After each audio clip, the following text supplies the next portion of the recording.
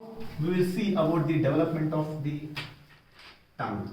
It is a very important question which is commonly asked. Okay, again to start with the development of the tongue, I just wanted to show you the structure of the primitive embryo: foregut, midgut, hindgut, and the umbilical part. And just surrounding this foregut, there is a membrane called as the buccopharyngeal membrane. And from here, I will complete the embryo. So as I told you previously, the foregut here, whatever you are seeing, this is the foregut. In the cranial part of the foregut, you will be seeing formation of 6 arches: 1, 2, 3, 4, 5, and 6. So these arches are nothing but called as the pharyngeal arches. Okay. So I don't want to label it because this is nothing but the buccopharyngeal membrane. Thickened part is the buccopharyngeal membrane. Cranial part of the foregut, midgut, and the hindgut, and these are nothing but the pharyngeal arches.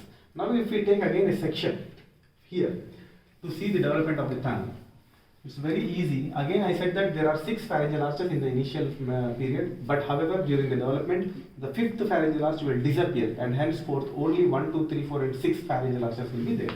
Fifth number 5 pharyngeal arch will disappear. So again, I am going to draw this picture: 1, 2, 3, 4, and 6. So this is 1, 2, 3, 4, and 6. So as I told you, these arches are lined internally by a layer called as the endoderm. So I am completing this diagram quickly so that, right, okay. And outer layer is also present, which is formed by the embryonic ectoderm. So I will complete this one. So in between these endodermal linings, there is endodermal membrane which forms from arches. So this is nothing but the first arch, second arch, third arch, fourth arch, and sixth arch. I will give numbering to these arches: 1, 2, 3, 4, and 6. Please remember now, for the development of the tongue, not only for the tongue, even also you can answer for other things. Please remember the first arch is always, the nerve of the first arch is, that is, first arch is supplied by one nerve called as the mandibular nerve, and the second arch, okay, is supplied by the facial nerve. But however, there is a branch from the facial nerve which goes to the first arch, so it is going and now joining the first arch, which is nothing but called as the chordae tympani nerve. So first arch, second arch, and in between from the one branch from the second arch, that is nothing but the chordae tympani nerve. And the third arch is supplied by one nerve called as the glossopharyngeal nerve, while the fourth arch is supplied by the superior laryngeal nerve, and sixth one is supplied by the recurrent laryngeal nerve. Okay, these are all the nerves of these arches. Please remember, right? So let us start with this topic again. So I'll use the same red color to show the other structures which will develop, right? So what happens is that initially within the first arch, see, what is the nerve? What are the nerves supplying the first arch? That is one is the mandibular nerve and the chordae tympani nerve. So you have to remember that. In the beginning, if you take the midline, what happens is, like, on either sides of this midline, within the first arch, you will see 2 swellings which are nothing but called as the lingual swellings. And in between these lingual swellings, you will be seeing another swelling called as the tuberculum impar. And just below the tuberculum impar, as I told you in case of the development of thyroid, there is one small foramen called as the foramen cecum. I will write the names again. This is what? The lingual swelling, that is 2 lingual swellings are there, okay, and this is nothing but the tuberculum impar, and this is the foramen cecum, right? So these are all are seen in the level of the first arch, but in between the third arch and the fourth arch, you will be seeing another eminence along the midline and this eminence is now called as the hypobronchial eminence. So this eminence is called as the hypobronchial eminence. Okay, this is the hypobronchial eminence. So this hypobronchial eminence basically lies between the third arch and the fourth arch. Please remember this place. It's very clear here. Now I am just only taking all these parts, two lingual swellings, one tuberculum impar, one foramen cecum, and the hypobronchial eminence downwards. I will show it here. So here you can see there are two lingual swellings. These are two lingual swellings. One is the tuberculum impar, foramen cecum, and this is the hypobronchial eminence. Let me label them. These are nothing but the lingual swellings. This is the tuberculum impar. This is foramen cecum, and this is the hypobronchial eminence.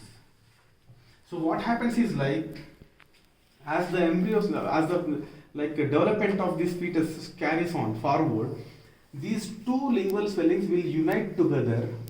Okay, will unite together to form a structure like this. I'm just keeping an arrow mark from here to here. From here, again, now I'm going to show you the next part. So these two swellings, all these things will unite to form a structure like this. So now the two lingual swellings are joining together and forming a structure like this. So there are two lingual swellings, so I'm drawing a line in between. Okay, midline.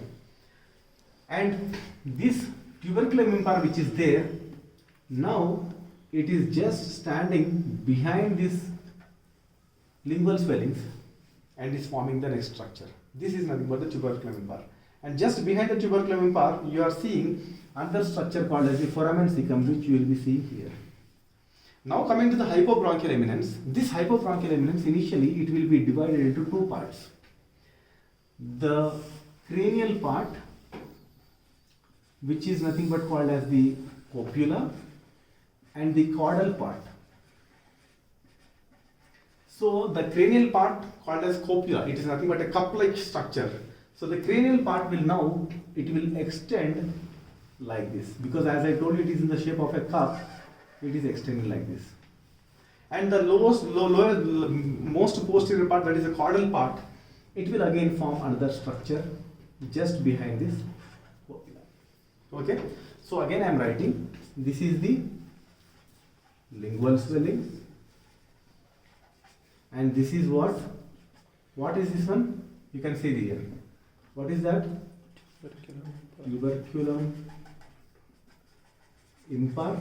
And now this is nothing but the foramen cecum, and you can see the cup-like structure here. This cup-like structure is nothing but the copula, and this is nothing but the posteriormost part, that is the caudal part. This caudal part will form a structure of this tongue, which is posteriormost one, called as the epiglottis. Okay. Now as the development again further proceeds, what happens is, like, this tuberculum impar will merge with these lingual swellings. So as a result, how the diagram will look like is, I'll just draw it here. Now this is the tongue.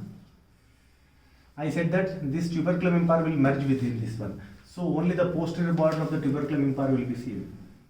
So this is the diagram how it looks. And here at this level you are seeing the foramen cecum.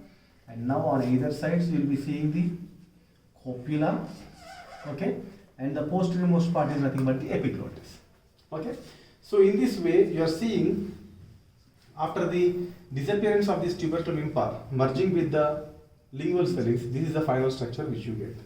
Now this structure is, you can see clearly, it is divided into three parts. One is the anterior 2/3, second one is the posterior 1/3, and this is nothing but the posterior most part, okay, which is nothing but the epiglottis. Now let us see the nerve supply of these parts.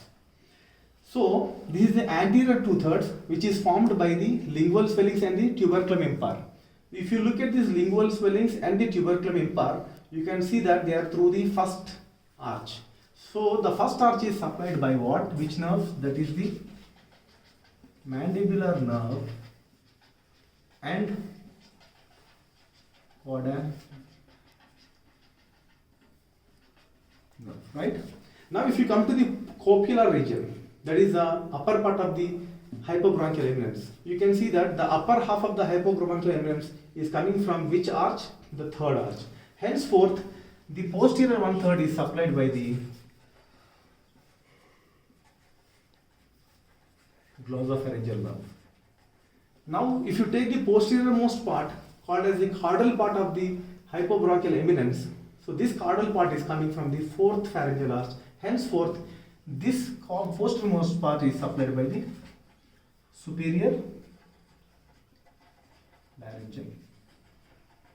This is all about the tongue.